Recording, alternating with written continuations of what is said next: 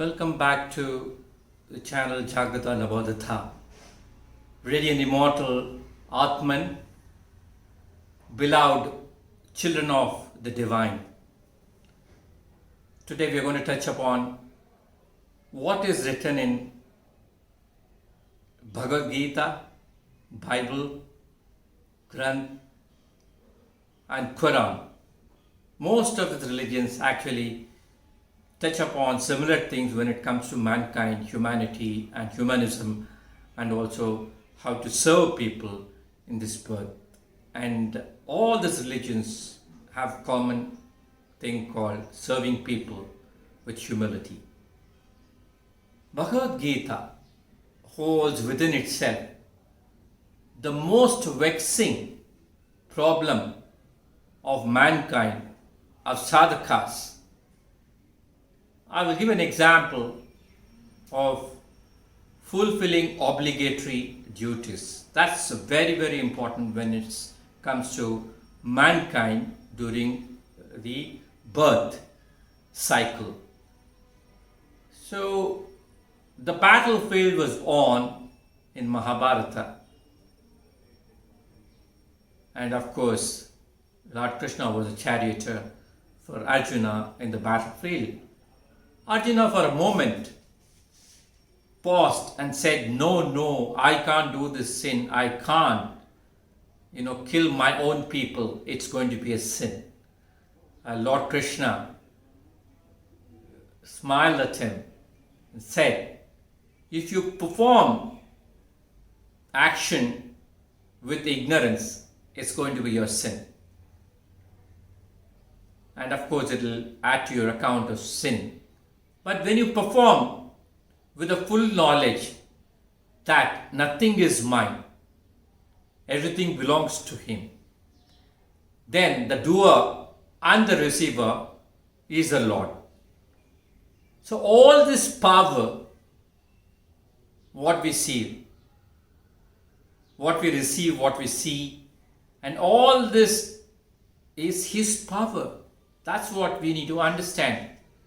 The hands, the legs, the heart, the lungs, whatever we operate in this body is all His.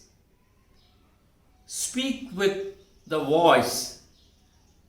Did we purchase a sound box? Did we go and buy in the market the hearts, lungs, the air we are consuming every day, oxygen? Yes, of course, in this COVID times, people are buying air. That's a saleable commodity. But whatever He has created, God has created, it is all His own creation. So when I talk about the power of speech and, your intelligence, your understanding, your hearing ability, your capability to work with hands, legs, heart, lungs, none of this is yours. You have to set aside your ego and serve people with humility. That is what you are supposed to do in this birth. I would like to share a small story with you as to when do we really move towards spirituality. Though by nature we are supposed to work very closely, abide in Him, the Creator, we don't really do it. As a youngster, even I remember going to God only when I want something. Please let me get 90%, let me get 80%, I'll do this thing for you. This is how we human beings normally do. I'm not finding fault with that, but that is how we do it. But a spiritual journey comes, at a later age when you become an adult and you start realizing that this birth, the sojourn is much beyond only these material things. Beyond these material things, and you don't expect anything when you serve. So, I would like to give a story, share a story of a Fakir. Fakir is a sannyas sort of person Normally they roam around, in cities, villages. You can see them, of course, in ashrams. So they're basically wanderers, and the wandering, they don't go to anybody's house specifically, unless the way they need to, beg something as a bhiksha. So they normally select a lonely place. So what happened? This particular fakir reached a village late in the night, and he decided to live that night, spend that night in a graveyard. So they're not really worried about graveyard, because they know that death is the ultimate thing, and ultimately everybody who comes into this world dies and then they go. So they don't mind staying in graveyard, and that is how this gentle fakir actually, he wanted to rest there, for that night. So he went there, slept. The next day, the new day dawns. When the day dawns, he starts looking at the tombstones which are there on the buried bodies, and he read some of those tombstones which were claiming. He was really taken aback.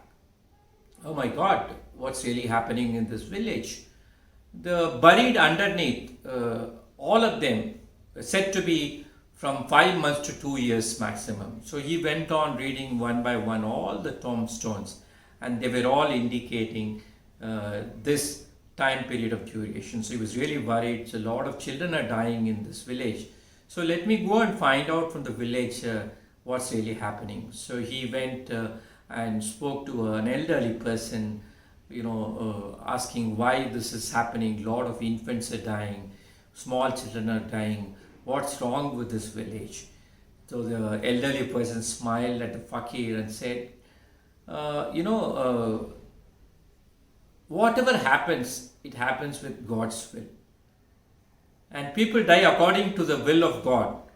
So the people dying from 5 years to 90 years, they're all buried there.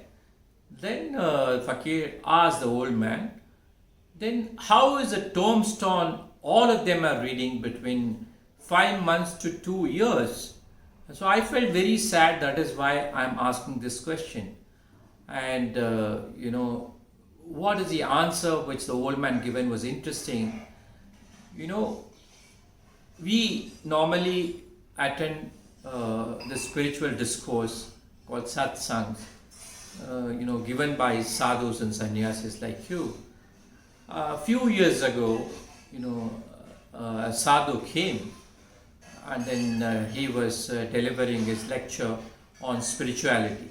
And he said very, very clearly, the spiritual life, it doesn't matter the number of years we pass in the body. It starts from the day you start connecting to divinity, spirituality, and attending satsang to understand, beyond what we are thinking life is.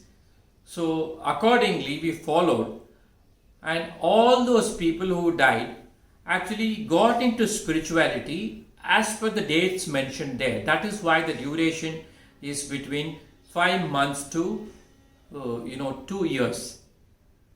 So this story very clearly tells that we as human beings knock the door of the Almighty, the superpower, only when we are in trouble.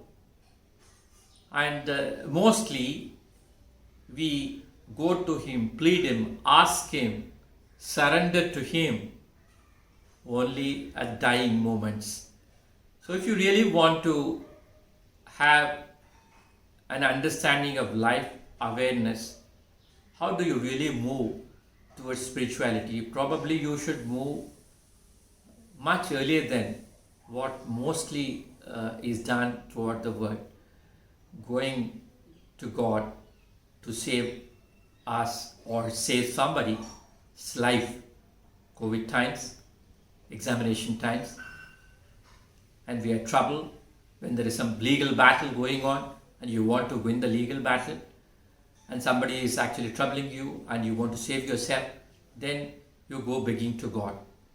you surrender to Him at that moment, and then once you're out of the problem, you come back to normal life and you don't look at Him.